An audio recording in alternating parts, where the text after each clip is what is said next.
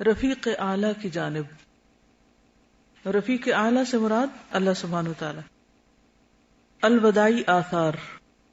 جب رسول اللہ صلی اللہ علیہ وسلم نے دین قیم کی تبلیغ فرما لی، کام مکمل ہو گیا اور امت کی خیرخواہی کا کام مکمل کر لیا، تو آپ صلی اللہ علیہ وسلم کے اقوال اور اعمال سے آپ کی رحلت کے آثار نمایاں ہو گئے. یعنی آپ کی باتوں سے بھی اور آپ کے کاموں سے یہ نشانی سامنے آنے لگی کہ آپ اب رخصت ہونے والے ہیں. آپ نے 10ویں سال رمضان میں 20 دن اعتکاف کیا. ہر سال 10 دن کرتے تھے، آخری سال 20 دن. اور حضرت جبریل علیہ السلام نے آپ کو 2 مرتبہ قرآن کا دور کروایا. آپ نے اپنی صاحبزادی فاطمہ رضی اللہ عنہا سے فرمایا، میں سمجھتا ہوں کہ میرا وقت قریب آ چکا ہے. حضرت معاذ رضی اللہ عنہ کو یمن رخصت کیا تو انہیں وصیت کرنے کے بعد فرمایا، اے معاذ، غالباً اس سال کے بعد تم مجھ سے ملاقات نہ کر سکو گے اور میری اس مسجد اور میری قبر کے پاس سے گزرو گے. یہ سن کر حضرت معاذ رسول اللہ صلی اللہ علیہ وسلم کے غم جدائی سے رونے لگے. آپ صلی اللہ علیہ وسلم نے حجۃ الوداع میں کئی بار کہا، غالباً میں تم لوگوں سے اس سال کے بعد نہ مل سکوں گا، غالباً میں اس سال کے بعد حج نہ کر سکوں گا. اسی طرح الیوم اکملت لکم دینکم اور اذا جاء نصر اللہ کا نزول اس بات کا پیغام تھا کہ آپ دنیا میں اپنی مہم سے فارغ ہو چکے ہیں، یعنی آپ کا مشن مکمل ہو چکا ہے.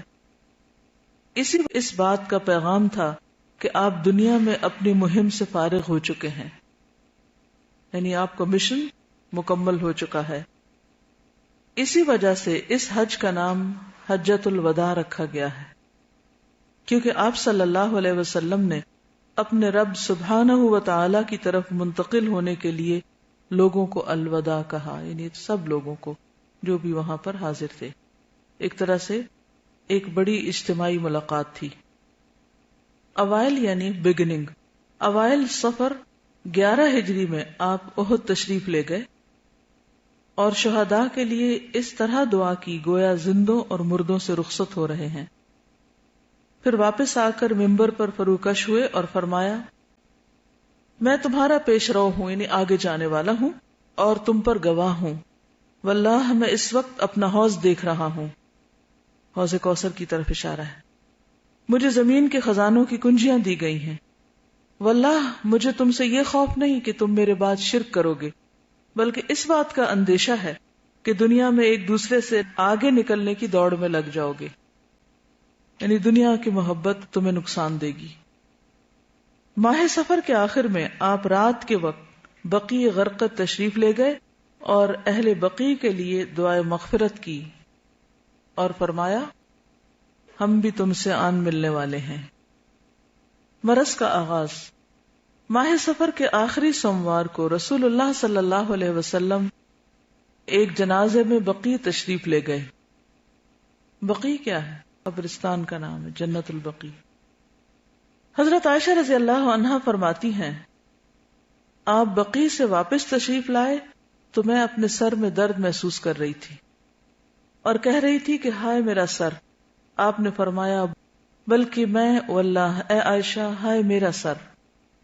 یہ آپ صلی اللہ علیہ وسلم کی بیماری کی ابتدا تھی، یعنی سر درد سے بیماری شروع ہوئی تھی. آپ اس کے باوجود باری باری تمام ازواج طیبات کے پاس دن گزارتے رہے، یہاں تک کہ مرض سخت ہو گیا.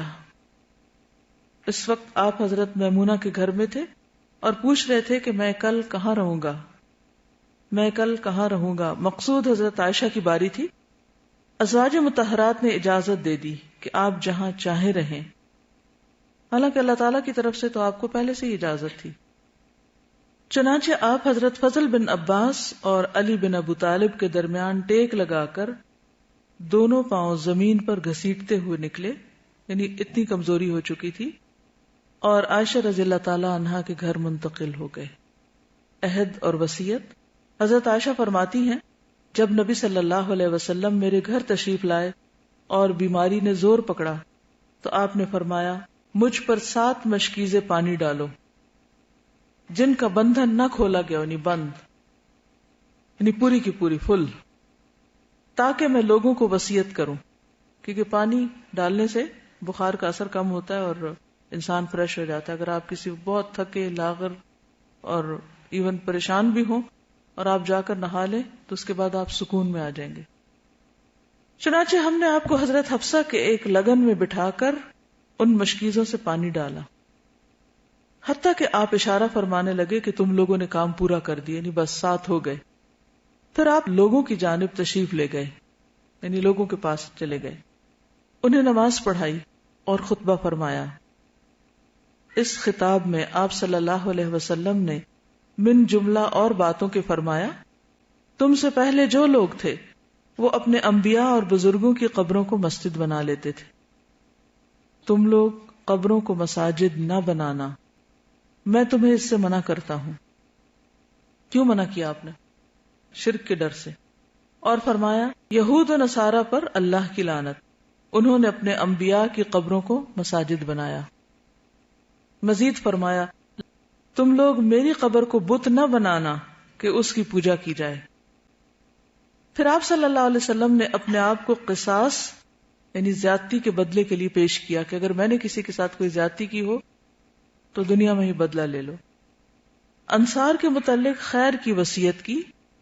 پھر فرمایا ایک بندے کو اللہ نے اختیار دیا کہ وہ دنیا کی چمک دمک اور زیب و زینت میں سے جو چاہے لے لے، یا اللہ کے پاس جو کچھ ہے اسے اختیار کر لے، اور یہاں بندے سے مراد رسول اللہ صلی اللہ علیہ وسلم ہے۔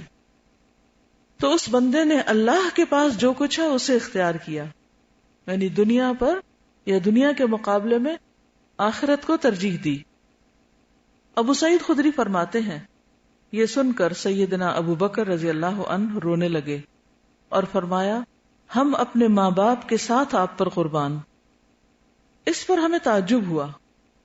لوگوں نے کہا اس بڈھے کو دیکھو، رسول اللہ صلی اللہ علیہ وسلم تو ایک بندے کے بارے میں ہمیں یہ بتا رہے ہیں کہ اللہ نے اسے اختیار دیا کہ دنیا کی چمک دمک اور زیب و زینت میں سے جو چاہے اسے اللہ دے دے، یا وہ اللہ کے پاس جو کچھ ہے اسے اختیار کر لے، اور یہ بڈھا کہہ رہا ہے کہ ہم اپنے ماں باپ کے ساتھ آپ پر قربان۔ لیکن چند دن بعد واضح ہوا کہ جس بندے کو اختیار دیا گیا تھا وہ خود رسول اللہ صلی اللہ علیہ وسلم تھے، اور سیدنا ابو بکر رضی اللہ عنہ ہم میں سب سے زیادہ صاحب علم تھے۔ وہ ایک کہانی آپ نے بھی شاید سنی ہو یا پڑھی ہو۔ چین کے ایک پہاڑ پہ 2 قومیں آباد تھی۔ ایک قوم پہاڑ کی چوٹی پہ رہتی تھی اور دوسری دامن میں، نیچے ویلی میں۔ تو دونوں ہی بہت بہادر، جری اور بے خوف تھی، لیکن ایک دوسرے کے دشمن بھی تھے۔ اوپر والے نیچے والوں کے دشمن تھے۔ چوٹی پہ رہنے والے نیچے نہیں آ سکتے تھے، نیچے رہنے والے پہاڑ پہ نہیں چڑھ سکتے تھے۔ جو اس قانون کی خلاف ورزی کرتا مارا جاتا۔ ایک رات پہاڑ سے 10-15 جوان نیچے اترے، انہوں نے سردار کا 2 سال کا بچہ اٹھایا اور پہاڑ پہ چلے گئے۔ اب جب صبح ہوئی تو پتہ چلا جو دامن میں رہنے والی قوم تھی کہ تو اس نے کیا کیا، اپنے قبیلے کے بہادر ترین لوگوں کو جمع کیا، اسلحہ اور خوراک دی کہ وہ پہاڑ پہ چڑھے اور بچہ واپس لائیں۔ لوگ پہاڑ پہ چڑھنے لگ گئے۔ پہاڑ پہ چڑھائی مشکل تھی اور ان کو پہاڑ پہ چڑھنے اترنے کی ٹریننگ بھی نہیں تھی، لہٰذا یہ 2-3 مہینے تک پہاڑوں کے غاروں چٹانوں میں مارے مارے پھرتے رہے۔ ایک دن یہ ایک چٹان پہ بیٹھے ہوئے آرام کر رہے تھے تو دیکھا کہ ایک عورت اوپر سے اطمینان کے ساتھ اتر رہی ہے اور بچہ اس کی پیٹھ پر ہے۔ تو لوگ بہت حیران ہوئے کہ یہ کیا؟ تو انہوں نے اس عورت کی طرف حیرت سے دیکھا اور کہا کہ ہم قبیلے کے بہادر اور مضبوط ترین لوگ ہیں اور ہم پوری کوشش کے باوجود پہاڑ پہ نہیں چڑھ سکے، اور ہم یہ بھی جانتے ہیں کہ جو لوگ بچے کو لے گئے تھے وہ بہت خونخوار اور بہت ڈراؤنے قسم کے لوگ ہیں، تو وہاں سے بچہ لانا ایسی ہے جیسے چیل کے گھونسلے سے ماس لانا ہو۔ تو تم اکیلی پہاڑ پہ چڑھ بھی گئی اور بچہ بھی لے آئی اور تمہیں کوئی چوٹ بھی نہیں لگی، تو کون سی وہ چیز ہے جو ہمارے مقابلے میں تمہارے پاس ہے؟ تو کہنے لگی تم پہاڑ پہ اس لیے نہیں پہنچ سکے کہ وہ تمہارا بچہ نہیں تھا، اور میں یہ بچہ اس لیے لے آئی ہوں کہ یہ میرا بچہ تھا. میں پہاڑ پہ اس وجہ سے چڑھ گئی اور کندھے پہ اتار لائی بچے کو کہ یہ میرا بچہ تھا تو میں لے آئی. میرے لیے پہاڑ پہ چڑھنا مشکل نہیں تھا کیونکہ میرا بچہ وہاں تھا. آج دین کے ساتھ ہم نے بہادروں والا معاملہ کر رکھا ہے. ایک سے ایک بہادر ہے. بڑے بڑے پہلوان ہیں, بڑے بڑے علماء ہیں, بڑے بڑے اسکالرز, بڑے بڑے کارنامے کرنے والے, دین کے بڑے بڑے دعوے کرنے والے, بڑے بڑے اپنے آپ کو عاشقان رسول کہنے والے. لیکن دین کا حال دیکھیں کیا ہو رہا ہے, کیونکہ اس دین کو ہم نے اپنا نہیں سمجھا. اس کو ہم ملا کا دین سمجھتے ہیں یا کسی اور کا, اپنا نہیں سمجھتے کہ یہ میرا ہے اور میرے نبی کی وراثت ہے, ان کی چھوڑی ہوئی چیز ہے, میرا اس میں حصہ ہے. کیونکہ انبیاء درہم و دینار نہیں چھوڑتے, وہ دین چھوڑ کے جاتے ہیں, وہ پیغام چھوڑ کے جاتے ہیں. اور امت میں سے, آپ کے فالوورز میں سے سب سے زیادہ آپ کے قریب وہ ہے جو اس دین کو اسی درجے پہ اپنا سمجھے جس پر خود آپ نے سمجھا اور آپ کے صحابہ نے سمجھا. پھر رسول اللہ صلی اللہ علیہ وسلم نے حضرت ابوبکر کی تعریف کی. تعریف کے قابل تھے وہ, اور ان کے دروازے کے سوا مسجد میں کھلنے والے تمام دروازوں کو بند کرنے کا حکم دیا. یہ تھا ان کا انعام. یہ بدھ کے روز کی بات ہے. جمعرات کو آپ کی بیماری نے اور شدت اختیار کر لی. آپ نے فرمایا, لاؤ میں تمہیں ایک تحریر لکھ دوں جس کے بعد تم کبھی گمراہ نہ ہوگے. حضرت عمر رضی اللہ عنہ نے حاضرین سے کہا, نبی صلی اللہ علیہ وسلم پر تکلیف کا غلبہ ہے اور تمہارے پاس قرآن ہے, اللہ کی یہ کتاب تمہارے لیے کافی ہے. اس پر لوگوں میں اختلاف ہو گیا, اور جب شور اور اختلاف زیادہ ہوا تو آپ صلی اللہ علیہ وسلم نے فرمایا, میرے پاس سے اٹھ جاؤ. اسی دن آپ نے وصیت کی کہ یہود و نصارہ اور مشرکین کو جزیرۃ العرب سے نکال دیا جائے اور وفود کو اسی طرح نوازا جائے جیسے آپ نوازتے تھے, یعنی آنے والوں کا اکرام کیا جائے. اور نماز اور غلاموں اور لونڈیوں کے متعلق بھی تاکید فرمائی اور فرمایا, میں تم میں 2 چیزیں چھوڑے جا رہا ہوں, جب تک انہیں مضبوطی سے پکڑے رہو گے ہرگز گمراہ نہ ہوگے, کتاب اللہ اور میری سنت. نماز کے لیے حضرت ابوبکر رضی اللہ عنہ کی جانشینی. نبی صلی اللہ علیہ وسلم مرض کی شدت کے باوجود نماز خود پڑھایا کرتے تھے. اس سے نماز کی اہمیت کا اندازہ لگائیں. مرض کی شدت کے باوجود خود لیڈ کرتے. اسے بھی پتہ چلتا ہے کہ مریض بھی امامت کرا سکتا ہے اگر وہ اہل ہو. لیکن اس دن جمعرات کو جب عشاء کا وقت ہوا تو آپ نے لگن میں غسل فرمایا تاکہ مرض میں تخفیف ہو جائے. پھر اٹھنے لگے تو غشی طاری ہو گئی. افاقہ ہوا تو دوبارہ غسل فرمایا, لیکن پھر اٹھنے لگے تو دوبارہ غشی طاری ہو گئی. تیسری بار غسل فرمایا اور اٹھنے لگے تو پھر غشی طاری ہو گئی. آخر آپ صلی اللہ علیہ وسلم نے ابوبکر کو کہلا بھیجا کہ وہ لوگوں کو نماز پڑھائیں. چنانچہ اس وقت سے بقیہ ایام میں, یعنی باقی ریسٹ آف دا ڈیز, حضرت ابوبکر نے نماز پڑھائی. آپ کی حیات مبارکہ میں ان کی پڑھائی گئی نمازوں کی کل تعداد 17 ہے. یعنی حضرت ابوبکر نے حضور صلی اللہ علیہ وسلم کی موجودگی میں 17 نمازیں پڑھائیں. ہفتہ اتوار کو رسول اللہ صلی اللہ علیہ وسلم نے کچھ افاقہ محسوس کیا. چنانچہ 2 آدمیوں کے درمیان ظہر کی نماز کے لیے تشریف لائے, یعنی 2 کے کندھوں پر ہاتھ رکھ کر. اس وقت حضرت ابوبکر نماز پڑھا رہے تھے, آپ کو ان کے بائیں بٹھا دیا گیا. چنانچہ اب حضرت ابوبکر رسول اللہ صلی اللہ علیہ وسلم کی اقتداء کر رہے تھے اور لوگ حضرت ابوبکر کی اقتداء کر رہے تھے کہ وہی لوگوں کو تکبیر سنا رہے تھے. جو کچھ تھا سب صدقہ فرما دیا. اتوار کے دن نبی صلی اللہ علیہ وسلم نے اپنے غلام آزاد کر دیے. آپ کے پاس 7 دینار تھے, انہیں صدقہ کر دیا, کیونکہ انبیاء دولت چھوڑ کے نہیں جاتے دنیا میں. ہتھیار مسلمانوں کو ہبہ کر دیے, ڈونیٹ کر دیے. رات آئی تو حضرت عائشہ نے اپنا چراغ ایک عورت کے پاس بھیجا اور کہلایا کہ اپنی کپی سے ہمارے چراغ میں گھی ٹپکا دو, تاکہ لائٹ آن کی جا سکے. کچھ بھی نہیں تھا گھر میں. آپ صلی اللہ علیہ وسلم کی ذرا ایک یہودی کے پاس 30 سا تقریباً 66 کلو جو کے عوض رہن رکھی ہوئی تھی. حیات مبارکہ کا آخری دن سوموار کی صبح حضرت ابو بکر رضی اللہ عنہ نماز پڑھا رہے تھے کہ رسول اللہ صلی اللہ علیہ وسلم نے حضرت عائشہ کے حجرے کا پردہ ہٹایا اور لوگوں کی طرف دیکھ کر مسکرائے. اس پر ابو بکر ایڑیوں کے بل پیچھے ہٹے اور سمجھا کہ آپ صلی اللہ علیہ وسلم نماز کے لیے تشریف لانا چاہتے ہیں. بقول حضرت انس رسول اللہ صلی اللہ علیہ وسلم کو دیکھ کر مسلمان اس قدر خوش ہوئے کہ چاہا کہ آپ کی مزاج پرسی کے لیے نماز توڑ دیں، لیکن رسول اللہ صلی اللہ علیہ وسلم نے ہاتھ سے اشارہ فرمایا کہ اپنی نماز پوری کر لو. پھر حجرے کے اندر تشریف لے گئے اور پردہ گرا لیا. اسی دن یا اسی ہفتے رسول اللہ صلی اللہ علیہ وسلم نے حضرت فاطمہ کو بلایا اور کچھ سرگوشی کی. وہ رونے لگیں، پھر کچھ سرگوشی کی تو ہنسنے لگیں. جب نبی صلی اللہ علیہ وسلم کی وفات ہو گئی تو بتلایا کہ آپ نے پہلی دفعہ یہ فرمایا تھا وہ اپنے اسی مرض سے وفات پا جائیں گے، اس لیے وہ روئیں. اور دوسری بار یہ فرمایا تھا میرے اہل عیال میں سب سے پہلے تم مجھ سے ملوگی، اس لیے وہ ہنسی. آپ صلی اللہ علیہ وسلم نے انہیں یہ بشارت بھی دی کہ تم ساری خواتین عالم کی سیدہ یعنی سردار ہو. ادھر حضرت فاطمہ نے رسول اللہ صلی اللہ علیہ وسلم کے کرب کی شدت دیکھی تو بے ساختہ پکار اٹھی، واہ کرب ابا ہو، ہائے ابا جان کی تکلیف. آپ صلی اللہ علیہ وسلم نے فرمایا تیرے ابا کو آج کے بعد کوئی تکلیف نہیں ہوگی. پھر آپ صلی اللہ علیہ وسلم نے حضرت حسن اور حسین کو بلا کر چوما اور ازواج مطہرات کو بلا کر واز و نصیحت کی.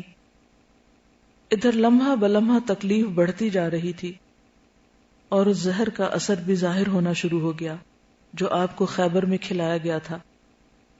چنانچہ آپ اس کے الم کی شدت محسوس کرنے لگے. آپ صلی اللہ علیہ وسلم نے چہرے پر ایک چادر ڈال رکھی تھی، جب سانس پھولنے لگتا تو چہرے سے ہٹا دیتے.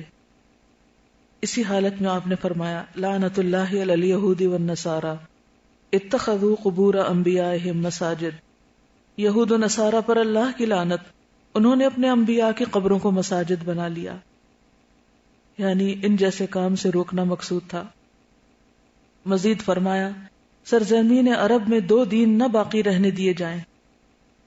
یہ آخری ارشاد اور وصیت تھی جو آپ نے لوگوں کو فرمائی.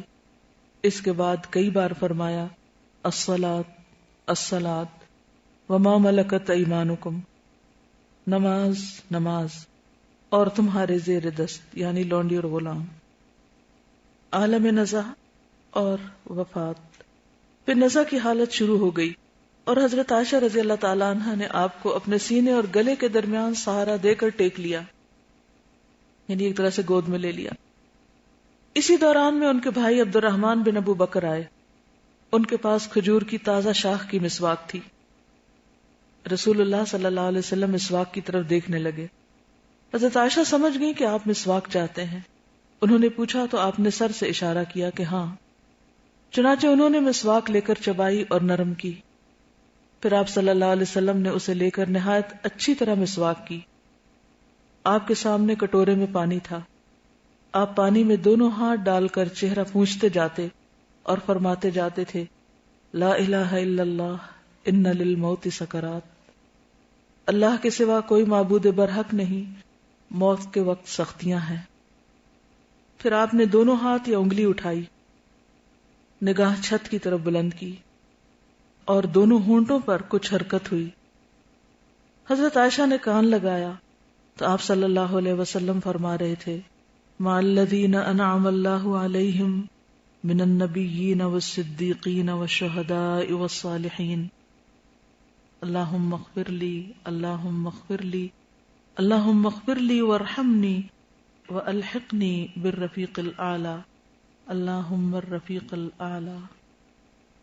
ان انبیاء، صدیقین، شہداء اور صالحین کے ساتھ جنہیں تو نے انعام سے نوازا، یا اللہ مجھے بخش دے اور مجھ پر رحم فرما اور مجھے رفیق اعلیٰ میں پہنچا دے. اے اللہ رفیق اعلیٰ. آخری فقرہ 3 بار دہرایا، یعنی اللہم الرفیق الاعلیٰ، اور روح پرواز کر گئی. ہاتھ جھک گیا اور آپ رفیق اعلیٰ سے جا ملے. انا للہ و انا الیہ راجعون. یہ سوموار ربیع الاول کی 12 تاریخ اور ہجرت کا 11واں سال تھا.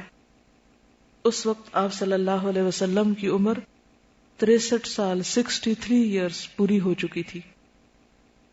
صحابہ کی حیرت اور ابو بکر رضی اللہ عنہ کا موقف. اس حادثے دل پگار کی خبر صحابہ کرام میں فوراً پھیل گئی اور ان پر دنیا تاریک ہو گئی.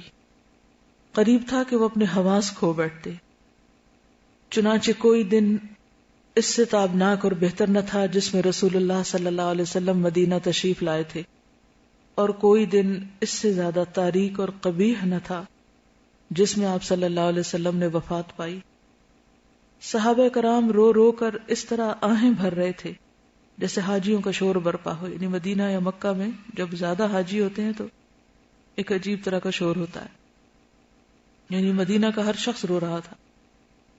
ادھر حضرت عمر کھڑے ہو کر مسجد میں فرما رہے تھے کہ رسول اللہ صلی اللہ علیہ وسلم اس وقت تک وفات نہیں پائیں گے جب تک اللہ تعالی منافقین کو فنا نہ کر لے، اور اس شخص کو قتل کرنے کی دھمکیاں دے رہے تھے جو یہ کہے کہ آپ وفات پا گئے.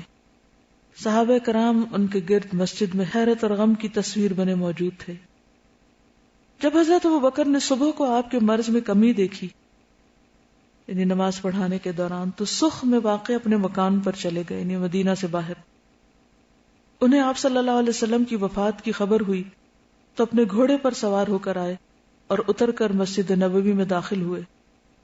لوگوں سے کوئی بات نہ کی، سیدھے حضرت عائشہ کے حجرے میں گئے اور رسول اللہ صلی اللہ علیہ وسلم کا قصد فرمایا. آپ کا جسد مبارک دھاری دار یمنی چادر سے ڈھکا ہوا تھا. انہوں نے چہرہ مبارک کھولا، اسے چوما اور روئے. پھر فرمایا، میرے ماں باپ آپ پر قربان، اللہ آپ پر 2 موتیں جمع نہیں فرمائے گا. جو موت آپ پر لکھ دی گئی تھی وہ آپ کو آ چکی. اس کے بعد حضرت ابوبکر رضی اللہ عنہ باہر تشریف لائے اور کہا عمر بیٹھ جاؤ، مگر انہوں نے بیٹھنے سے انکار کر دیا. چنانچہ ان کو چھوڑ کر حضرت ابوبکر ممبر کے پاس آئے. حضرت ابوبکر نے فرمایا، اما بعد، تم میں سے جو شخص محمد صلی اللہ علیہ وسلم کی پوجا کرتا تھا تو وہ جان لے کہ محمد صلی اللہ علیہ وسلم کی موت واقع ہو چکی ہے، اور تم میں سے جو شخص اللہ کی عبادت کرتا تھا تو یقیناً اللہ ہمیشہ زندہ رہنے والا ہے، کبھی نہیں مرے گا. اللہ کا ارشاد ہے، محمد نہیں ہے مگر رسول، ان سے پہلے بھی بہت سے رسول گزر چکے ہیں. تو کیا اگر ان کی موت واقع ہو جائے یا وہ شہید کر دیے جائیں تو تم لوگ اپنی ایڑیوں کے بل پلٹ جاؤ گے، یعنی دین سے پھر جاؤ گے؟ اور جو شخص اپنی ایڑیوں کے بل پلٹ جائے گا تو وہ اللہ کو کچھ نقصان نہیں پہنچا سکتا، اور عنقریب اللہ شکر کرنے والوں کو جزا دے گا. حضرت ابن عباس رضی اللہ عنہ کا ارشاد ہے، واللہ ایسا لگتا تھا کہ لوگوں نے پہلے جانا ہی نہ تھا کہ اللہ نے یہ آیت نازل کی ہے.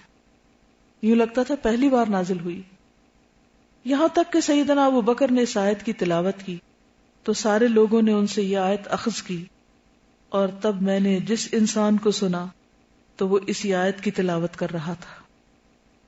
قرآن میں ہر سوال کا جواب ہے، ہر مسئلے کا حل ہے، ہر سچویشن کے مناسبت سے ہدایت اور رہنمائی موجود ہے.